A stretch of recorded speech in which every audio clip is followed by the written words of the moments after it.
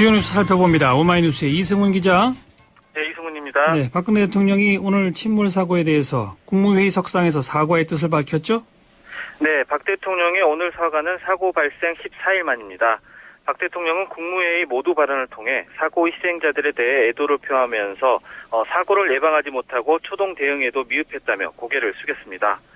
박 대통령은 이번 사고로 많은 고귀한 생명을 잃었는데 국민 여러분께 죄송스럽고 마음이 무겁다고 사과했습니다. 예. 박 대통령이 미루던 사과 메시지를 내놓은 것은 정홍원 국무총리가 대국민 사과를 하고 사퇴 뜻을 밝혔음에도 악화되고 있는 민심을 고려한 것으로 보입니다. 예. 하지만 국무회의 석상에서 장관들을 상대로 심경을 밝힌 간접 사과인데다가 시기상으로도 비판 여론에 떠밀린 듯한 모습이어서 진정성이 의심된다는 목소리도 나오고 있습니다. 청와대 안팎에서는 이번 사고가 어느 정도 수습되는 다음 달 중하순쯤 개각을 포함한 국정 쇄신 방안을 밝히고 직접 대국민 사과를 할 것이라는 전망이 나오고 있습니다. 그리고 오늘 아침에는 박 대통령이 그 안산 화랑유원지에 마련된 정부 합동 분향소를 찾아가서 조문했는데 그 현장 분위기는 어땠습니까? 네, 박 대통령은 그 국무회의에 앞서서 세월호 참사 희생자들의 영정과 유패가 안치된 합동 분향소를 찾아 헌화하고 묵념했습니다. 또 조의록에는 갑작스런 사고로 유명을 달리하신 분들의 넋을 기리며 삼가 고개 숙여 명복을 빈다는 글을 남겼습니다. 예. 또 유가족들을 만나 위로했는데요. 유가족들은 구조 과정에서의 정부 무능을 성토하고 장례 절차에 대한 불만도 쏟아냈습니다. 유족들은 자기 목숨 부지하기 위해 전전긍긍하는 해경을 엄중 문책해달라, 해수부부터 잘못된 관행들을 바로 잡아달라는 등의 요구를 내놨습니다. 예. 또 한 유족은 아이를 데리고 가서 안치할 곳이 없어서 집에서 하룻밤을 재웠다면서 울음을 터뜨리기도 했습니다. 박 대통령은 희생이 헛되지 않게 반드시 안전한 나라를 만들겠다고 약속한 후 현장을 떠났는데요. 유족들은 분향소 안에 있던 박 대통령과 이명박 전 대통령 등이 보내온 조화를 틔워달라고 요구했고 결국 분향소 밖으로 옮겨졌습니다. 또 박 대통령은 국가안전처를 신설하겠다 이런 계획도 밝혔죠? 네, 박 대통령은 오늘 국무회의에서 국가를 개조한다는 마음으로 철저한 국민 안전 대책을 마련할 것이라고 밝혔습니다. 이를 위해 총리실 산하에 부처 간 업무를 총괄 지휘하는 가칭 국가안전처를 신설하겠다고 밝혔는데요. 예. 국가안전처에 대해 박 대통령은 사고를 유형화해서 평소 지속적으로 훈련하고 전문성을 유지하기 위해 외국인 전문가 채용도 고려할 것이라고 설명했습니다. 그리고 내각의 국가안전처 신설을 위한 정부 조직법 개정 작업을 준비했습니다. 네. 이에 따라 박근혜 정부 출범과 함께 안전행정부로 이름을 바꿔 달았던 안행부의 업무 조정과 내부 조직 정비가 불가피할 것으로 보입니다.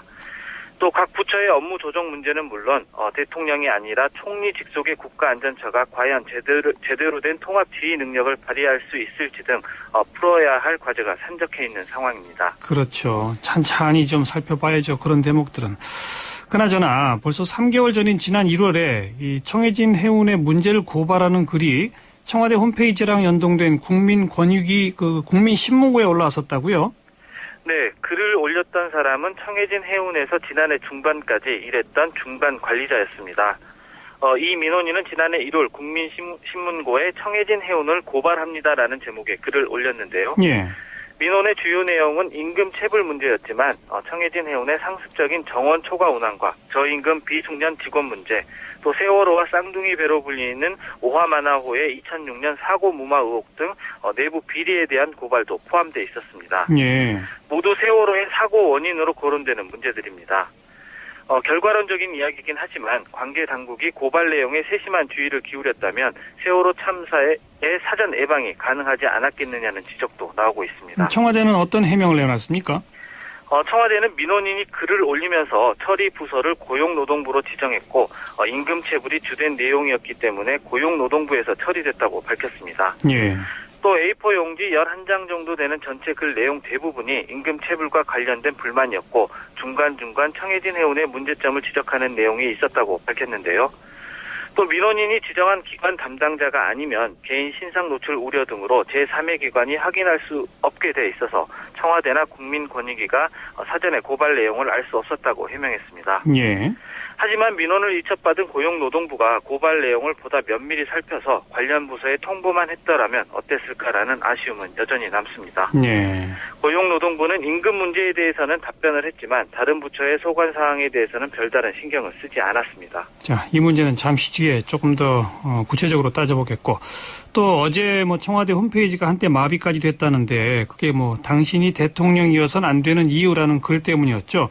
어제는 삭제됐었는데 원작자가 다시 게시했다고요? 네, 이 글을 처음 올린 정모 씨가 자신이 직접 쓴 글이 아니라며 삭제한 후에 원작자인 영화인 박성미 씨가 해당 글을 어제 오후 6시경 다시 올렸습니다. 삭제 전 해당 글은 이미 50여만 건의 조회를 기록하는 등 큰 주목을 받았는데요. 예. 다시 올린 글도 하루 만에 조회수가 20여만 건에 이르고 댓글만 1,200여 개가 달리는 등 여전히 뜨거운 관심을 받고 있습니다. 예. 또 이 글뿐만 아니라 청와대 자유 게시판에는 정부와 대통령을 비판하는 게시물이 크게 증가하고 있습니다. 자신을 18살 고등학생이라고 밝힌 배모 씨는 박 대통령을 존경할 수 없다면서 정부가 초동 대처만 잘했어도 그렇게 많은 아이들이 바닷속에서 죽지 않았을 것이라고 비판했습니다. 예. 안모 씨도 국민조차 지키지 못한 대한민국에서 태어난 것을 후회하기 전에 아이들을 돌려보내달라고 호소하기도 했습니다. 네, 수고하셨습니다. 네, 감사합니다. 오마이뉴스의 이승훈 기자였습니다.